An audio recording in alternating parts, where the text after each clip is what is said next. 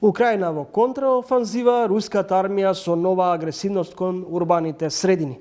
Дали русите можат да уништат толку современа артилерија, колку што Запад ги надополнува своите воени арсенали со нови оклопни возила и ракетни системи. Во меѓувреме, Русија и натаму продолжува со агресивност кон украинските цели. Се додека веројатно НАТО не го зајакни и не го зголеми војниот капацитет. Се зборува за можност за употреба на нуклеарно оружје. Јастребите во НАТО и Москва посакуваат и креираат директна конфронтација. Целиот геостратешки амбиент го надополнува и прикриената дипломатија на САД и Франција, кои заговараат мировна конференција. Во ово издание на Тренинг, мој соговорник ќе биде Мирче Адамчевски, долгогодишен дописник од Москва и колумнист кој речиси на неделна основа, па и секојдневно може да се каже, ги обсервира случувањата во однос на руската агресија врз Украина. Добре дојдовте. Мирче Адамчевски, на почеток, дали контраофанзивата на Украина може да се толкува како пресвртница во војниот конфликт меѓу овие две земји? Прво ви благодарам на поканата. А што се однесува во поглед на прашањето што го поставивте, мислам дека не е пресвртница, него ова е прв чекор, некаков обид на Украина, ако може да врати дел од териториите кои што се под контрола на Русија и кои што се и фактички дел од Русија, бидејќи Државната дума ги внесе во нивниот, во рускиот устав. Јас од она што го следам и што го гледам, дури изјавите од украински извори, официјални украински извори се дека тие сега као опипуваат каде се слабостите на Русија, дека напаѓаат во 2-3 правца, па да видат и демек допрва доаѓа големата контраофанзива.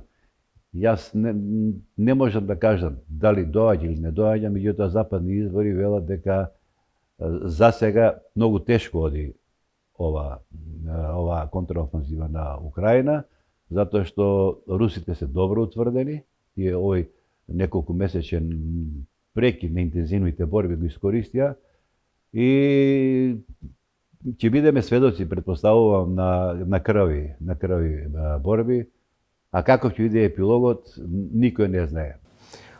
Белорускиот претседател Лукашенко денуве порача дека потребен е само еден телефонски повик од Путин и можеме веднаш да употреби атомско оружје.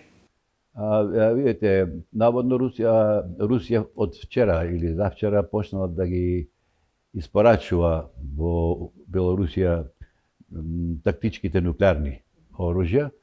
Меѓутоа, тоа, да, точно доволен еден повик, но за да дојде до користење и до употреба на нуклеарното оружје треба многу фактори да се исполнат пред се, да речеме тоа може да биде агресија од Полска или од Литванија на Белорусија. Значи, доколку има агресија, тогаш би можеле тие да го искористат, затоа што јас колку што знам од стратегијата и на Белорусија и на Русија, употребата на нуклеарно оружје е во оној момент кога ќе биде загрозена територијалната целосност на нивната држава, на тие држави.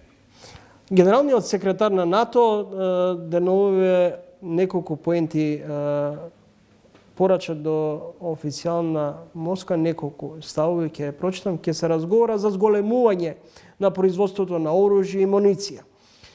Руската нуклеарна реторика е непромислена и опасна. Каде води ова конфронтација на релација Вашингтон-Брисел-Москва? Јас веќе го загатнав кога реков Запад нема да попушти и еве и од денеска доаѓаат нови изјави од Столтенберг дека почнува обуката на украинските пилоти за американските ловци F-16 и тоа значи дека војната тие треба да се обучуваат најмалку 6 месеци до година и пол. Тоа значи дека тие планираат да се води долготрајна војна. Што се однесува до ескалацијата, значи се сеќаваме пред кога почна во февруари лани војната, на почетокот Запад не сакаше да дава оружје на Украина, него дава само нелетално оружје и за подоцна да почна да даваат па стингери, па противракетни одбрани, па сега полека дојдоа до тенкови, па дојдоа до дронови, па модерни патриот го добија. Така да полека Запад се повеќе и повеќе ја вооружува Украина со современо оружје.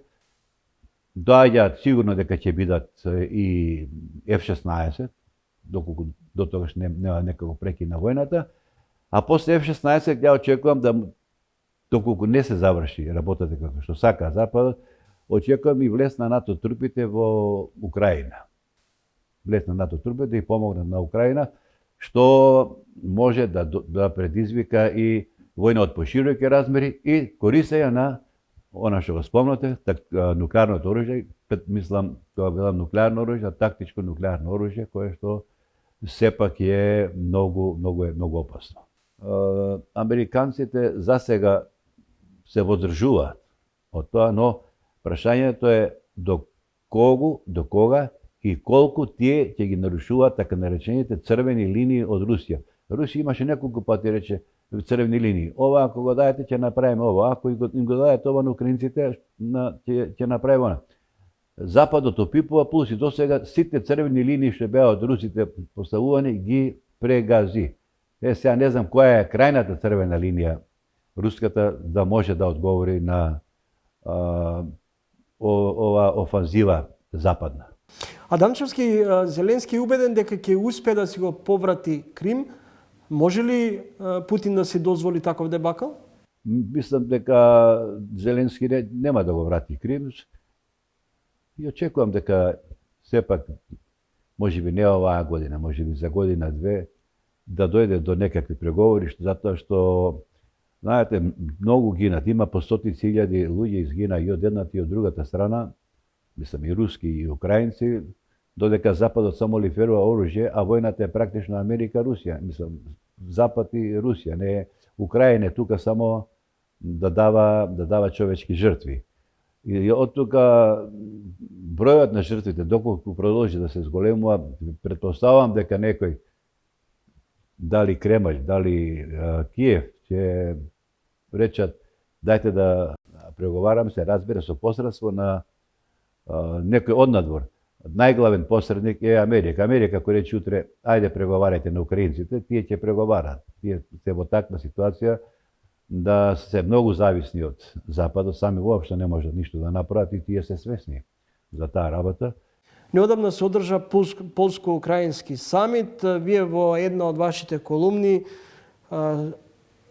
пишувате дека е можно Украина брзо да стане членка во Североатлантскиот одбранбен сојуз, доколку дојде до спојување помеѓу Украина и Полска.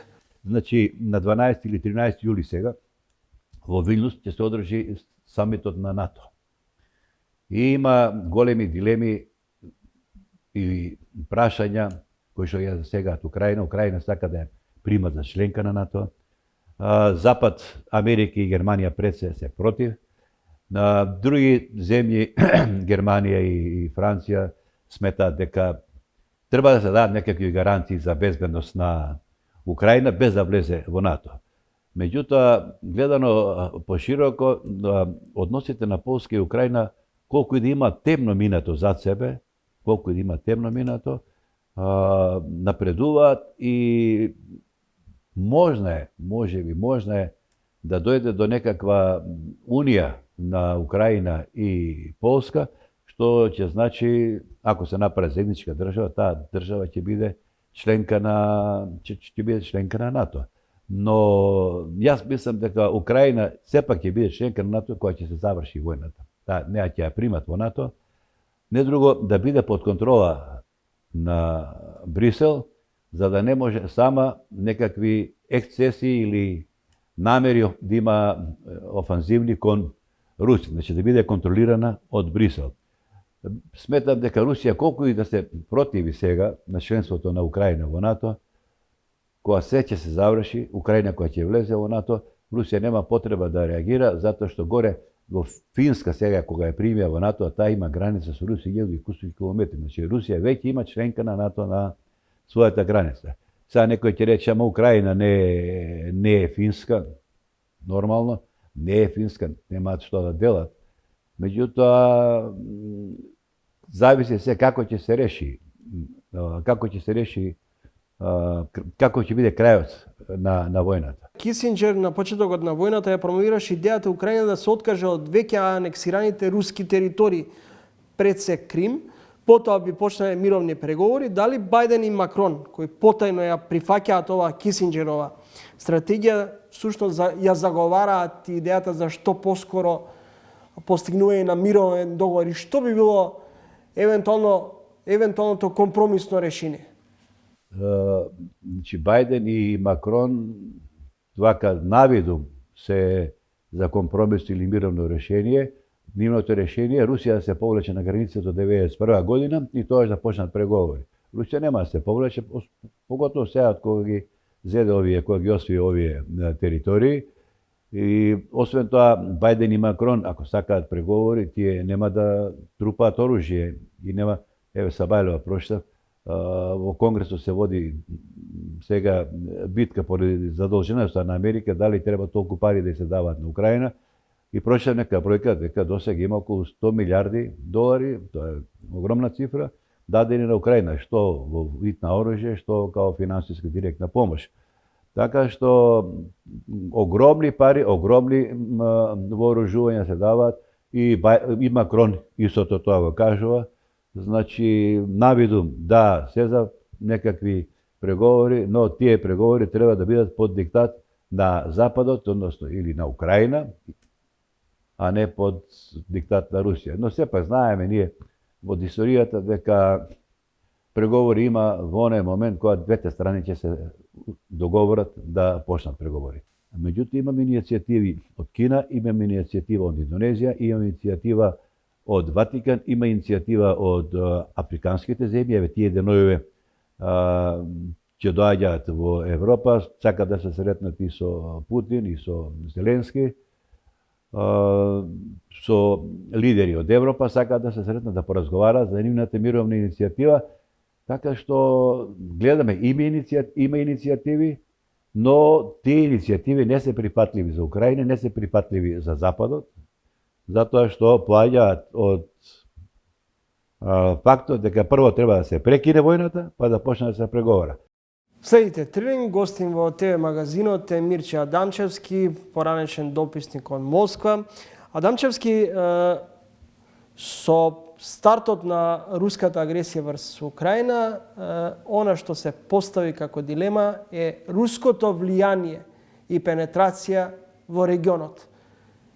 Дека, особено во последниот период, е се поприсутно. Во 2017 година русите има огромна кампања против за задржување на владата на Никола Груевски, поддршка на власт на коалицијата ДУИ ВМРО-ДПМН, и тогаш имаше и медиумски кампањи, и изјави, и дипломатски, така што се врши одреден притисок врз Македонија да не дојде до тие промени кои што настанаа после Шарената револуција. Сега таква офанзива руска медиумска и дипломатска, во смисла пропагандна, немам видено, иако има луѓе кои што зборуваат дека да, еве се користи од Србија, таму имаат медиуми кои што влијаат, па од српските медиуми се пренесува кај нас и така натаму. Така што Русија е премногу окупирана со она што таму го и се случува. Неа многу тешки работи се случуваат, таа може да изгуби војната. Таа е многу, значи, посветена на она што се води во Украина и нема ни сили, нема ни можности да влие, да речеме, на Европската унија да не ја прими Македонија. Дали конфликтот ќе го забрза процесот на интеграција на земјите од регионот во европското семејство, или можеби сега и бриса помалку е повеќе предпазлив во овој дел? Ние треба да го искористиме овој бран, сега што се случува со Украина, затоа што Европската унија сака да ја вовлече Украина. Значи, кај не. За НАТО ќе биде. Овие што прво влегуваа во НАТО, па потоа во Европска унија. Така беше досега развојот на приемот на нови членки од источниот блок кој што влега во Европската унија. Прво во НАТО ги приемава, после во Европската унија. И сега останува да се искористи тој бранд и на работ на тој бранд да можеме ние и земјите од регионот кои што се сака да влезат во Европска унија да го искористиме моментот. Да не е Украина, да е мирно сега. Европа тие веќе знаете вие, имаше санкции за Полска, санкции за Украина, па незадоволство меѓу себе, не беа задоволни едни од други, имаше проблеми внатре во економската унија, па Макрон ова една политика, Германија друга политика. Значи, Русија беше државата која што ги обедини, која што ја обедини Европа и мислам дека врз така обединета Европа може до некаде да ги притискаат и Полска и Украина и другиве да не притискаат против влезот, иако унгарците, Унгарија, не мислам, пардон, грешка Украина, Унгарија, мислам дека унгарците ќе се противат доста долго. Ви благодарам за гостувањето во емисијата. Да, ви благодарам уште еднаш на поканата. Следете разговор со Мирче Адамчевски, долгогодишен новинар и дописник од Русија.